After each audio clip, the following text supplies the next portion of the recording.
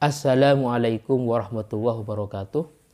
Kepada semua anak-anakku kelas 2 SMK YPM 1, semoga kita semua dalam kesempatan ini, dalam detik ini, dalam hari ini, semoga dalam keadaan sehat wal afiah, berada dalam lindung Allah Subhanahu wa taala. Amin ya rabbal alamin.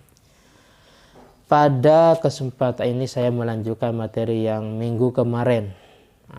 Pada kesempatan ini saya akan menjelaskan tentang masalah bab ijarah atau sewa menyewa. Jadi tentang masalah pengertian sewa menyewa, dasarnya itu apa, dan juga masalah ketentuan ijarah atau sewa menyewa, meliputi rukun sewa menyewa dan juga syaratnya.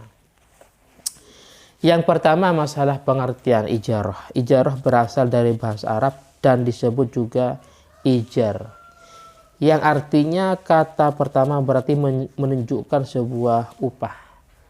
Jadi secara peribahasa Arab mengatakan ijar itu ya ujrah, upah. Sedangkan secara istilah atau pandangan ulama fikih, ijarah itu adalah bermakna menyewakan atau menjual jasa. Jadi menyewakan atau menjual jasa itu namanya ijarah.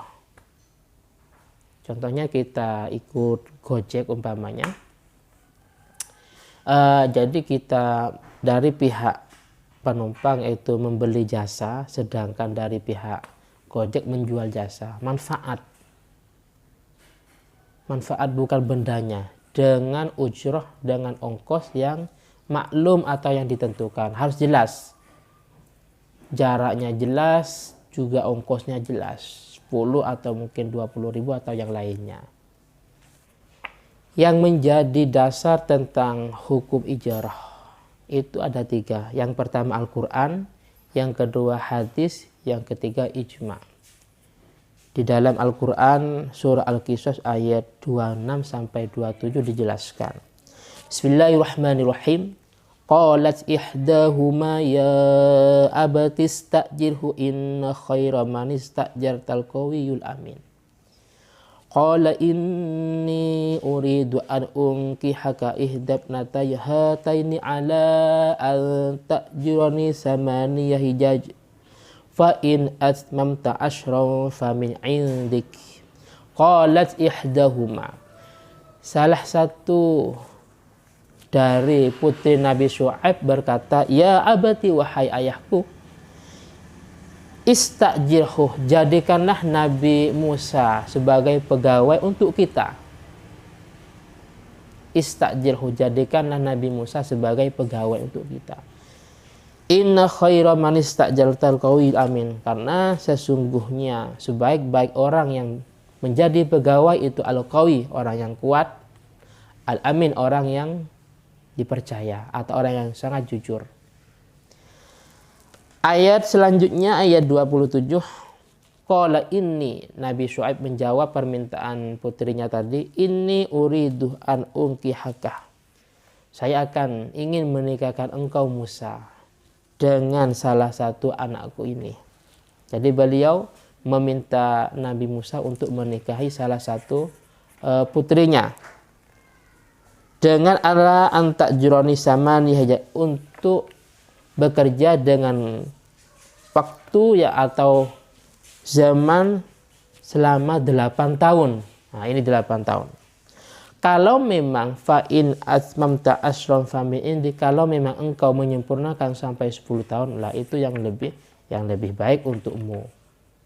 Ini Al-Quran yang menjadi dasar daripada bolehnya ijar atau akad sewa menyewa. Yang kedua hadis. Hadis menjelaskan uktul ajir ajroh qabla an yajiffa arukuh. Uktul ajir, ajroh, berilah ongkosnya pegawai atau orang yang bekerja, diberi ongkos qabla an yajiffa arukuh, sebelum keringatnya menjadi kering. Jadi kalau tadi dalam Al-Quran istajirhu memakai istajir, Jadi ijarah diambil dari kata-kata tadi. Yang kedua dalam hadis ajroh, ongkos. Jadi akad ijarah diambil dari lafaz ajrun yang terdapat dalam hadis. Yang ketiga yang menjadi dasar atau dari yaitu ijma' para sahabat, bahwasanya para sahabat sepakat yang namanya ijarah itu hukumnya ya mubah atau boleh-boleh saja. Karena hal ini termasuk kebutuhan manusia. Karena manusia selain membutuhkan berbagai jenis barang yang sangat konkret, juga membutuhkan berbagai jenis manfaat atau jasa. Jadi para sahabat sepakat. Oleh karena itu dari tiga dasar ini, baik dari Al-Quran, hadis, dan juga ijma', maka yang namanya ijarah itu hukumnya boleh-boleh saja. Selanjutnya masalah ketentuan ijarah atau ketentuan akad sewa menyewa. Yang pertama masalah rukun. Jadi rukun ijarah itu ada 4. Yang pertama, 2 orang yang melaksanakan transaksi atau al-aqidah ini. Kalau dalam jual beli minggu kemarin, orang yang melakukan transaksi itu meliputi mushtari dan baik, meliputi penjual dan pembeli. Tapi kalau dalam akad ijarah, 2 orang yang melakukan transaksi meliputi mustajir, meliputi orang yang nyewa, dan juga mukri atau mujir, orang yang menyewakan. Saya ulangi lagi, meliputi orang yang nyewa dan orang yang menyewakan. Atau meliputi mujir, orang yang mempekerjakan, dan ajir, yaitu pegawai. Jadi yang pertama ini meliputi dua orang. Rukun pertama al-aqidah ini, 2 orang yang transaksi. Yang kedua syiwat. Syiwat itu meliputi ijab dan qabul. Kalau kemarin ya meliputi syiwat jual beli, kalau sekarang syiwat atau ijab qabul sewa menyewa. Mas, saya akan menyewa rumah ini selama 4 tahun dengan upah atau dengan ongkos sekian, 50 juta umpamanya. Oke, rumah ini saya sewakan.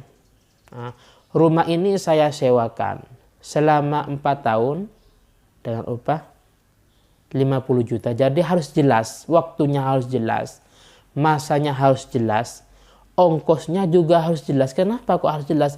Biar tidak terjadi taghrir, penipuan, atau akan merugikan salah satu dari kedua belah pihak. Oleh karena itu harus jelas, yaitu 4 tahun dengan ongkos 50 juta. Jadi orang yang menyewa cuman hak memakai, bukan hak memiliki. Yang ketiga ini upah atau ujroh, dibayar oleh pengguna jasa kepada pemilik. Jelas, jadi upahnya itu dari pihak pengguna jasa. Syaratnya seperti tadi harus jelas. Yang keempat itu manfaat atau jasa yang didapat oleh penyewa. Jadi bukan rumahnya yang dijual, tapi manfaatnya dengan waktu atau dengan zaman yang ditentukan. Itu masalah rukun ijarah atau akad sewa menyewa. Selanjutnya masalah syarat ijarah atau syarat sewa menyewa. Syaratnya bahwasanya persyaratan 2 orang yang berakad. Jelas, syaratnya orang yang melaksanakan transaksi harus dewasa, sudah baligh, sudah mimpi basah umpamanya, atau sudah keluar darah haid, dan berakal sehat.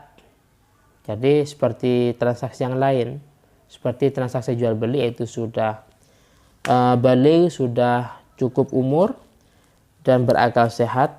Selanjutnya atas kemauan sendiri atau atas kehendak sendiri. Bahasanya mukhtar, bukan mukrah, bukan orang yang dipaksa. Jadi dia menyewanya atau sewa tempat tadi, rumah tadi, memang bukan atas dasar paksa orang lain, tapi atas kemauan sendiri. Selanjutnya tidak tergolong daripada orang-orang yang mubadzir atau pemboros. Jadi dianjurkan bukan orang yang mubadzir.